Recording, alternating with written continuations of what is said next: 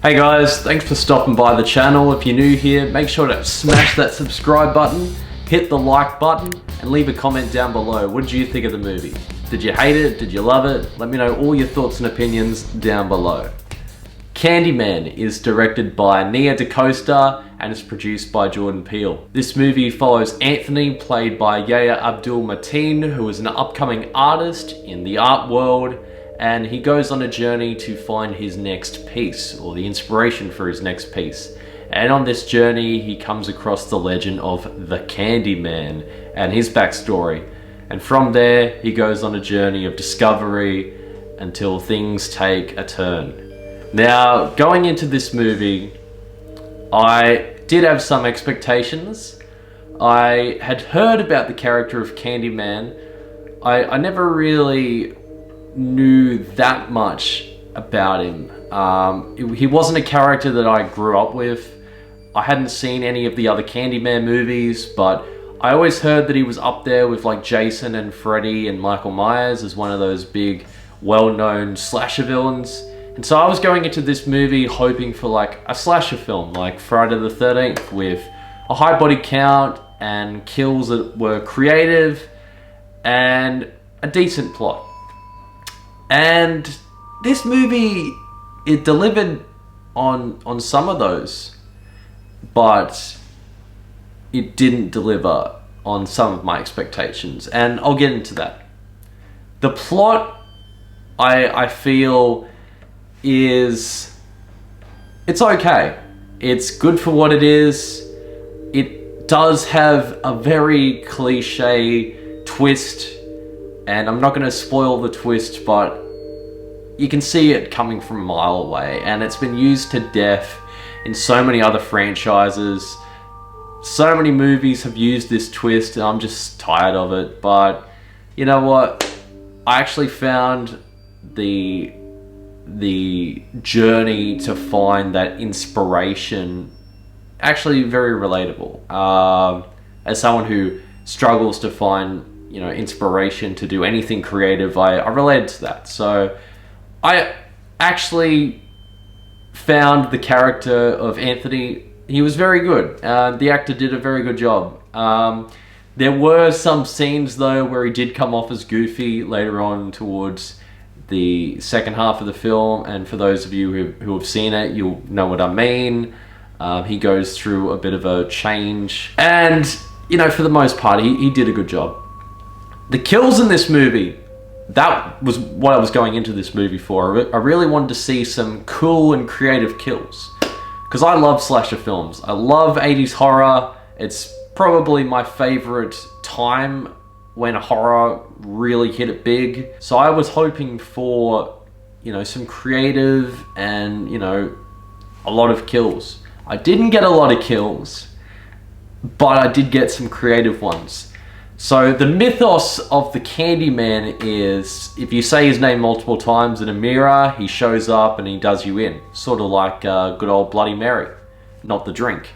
And this movie utilizes mirrors in a very cool and unique way. So we can't see Candyman in the real world. The only way you can see him is through the use of mirrors.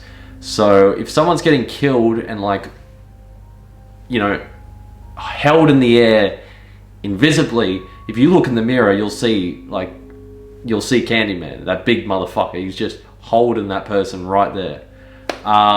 Which is pretty cool. And you do see transitions between like people looking in the real world and then looking in the mirror and like looking back and forward, and it's really cool. And when you see him like slowly creep in from the side of like a mirror that's like over there, and then he comes into a mirror that's like over here, yeah, that was pretty cool. There's a really good scene in an art exhibition where you really get to see Candyman for the first time taking people out, and the use of that space was really cool. There's another cool scene in this movie where a character is being killed, and there's this massive, like, wide zoom out, and it made me feel really uneasy and really tense. Like, yeah, it was. I don't think I've seen that in a movie before, where it just comes out from a kill and like it's not close at all. Because most slasher films, you're up close and personal with like the character. Like, for example, Michael Myers when he's attacking someone in the closet. You know, you're up close and personal with these characters. But with this, it's like you're completely helpless because you're dragged away from the scene. And I found that a lot more unnerving than being up close and personal with the character of the Candyman. You know, you still get those up close and personal shots, but this shot in particular was very unnerving. So yeah, props to them for that. They also have some other good uses of wide shots throughout the movie. Characters are having conversations and it zooms in. It's like the opposite, and I found that was pretty cool.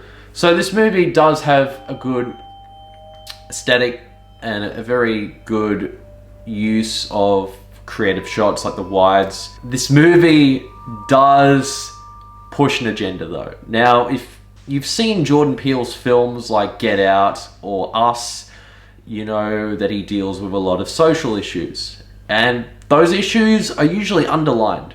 They're not forced upon the audience. They blend into the story and they feel natural.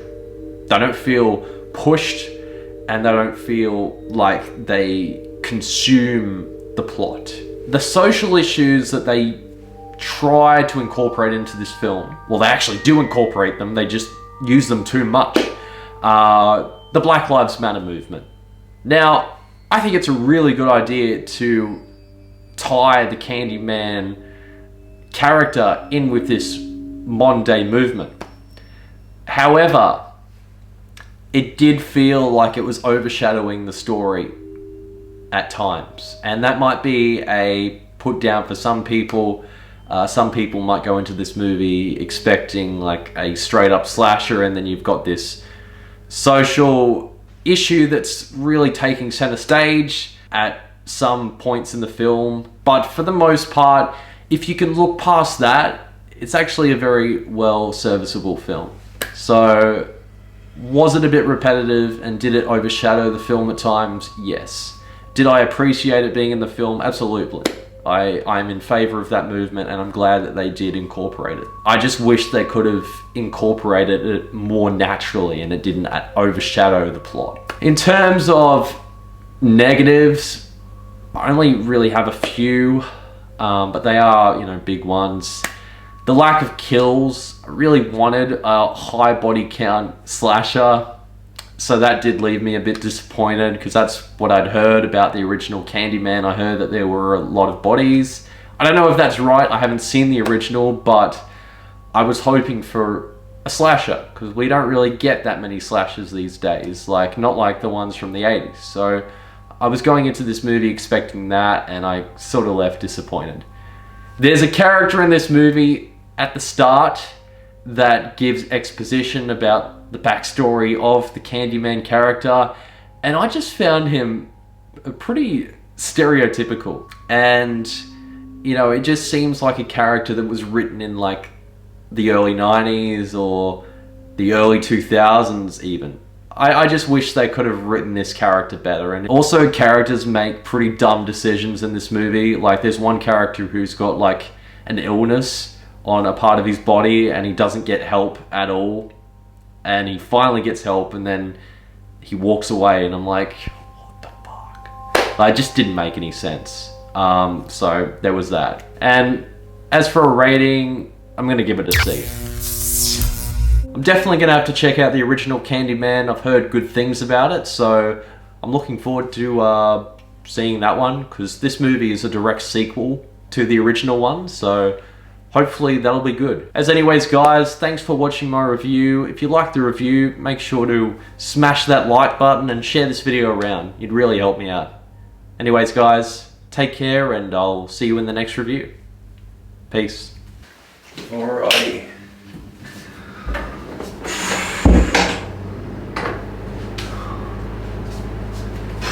Now, how does this go again?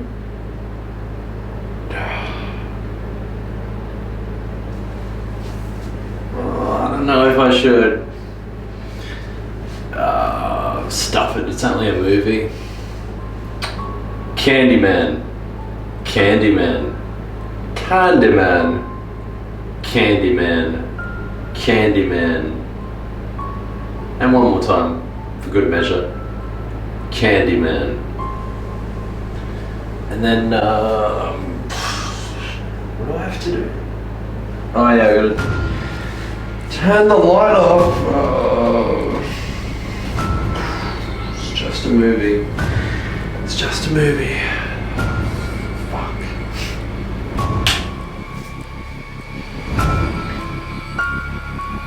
What, like 3 seconds or something?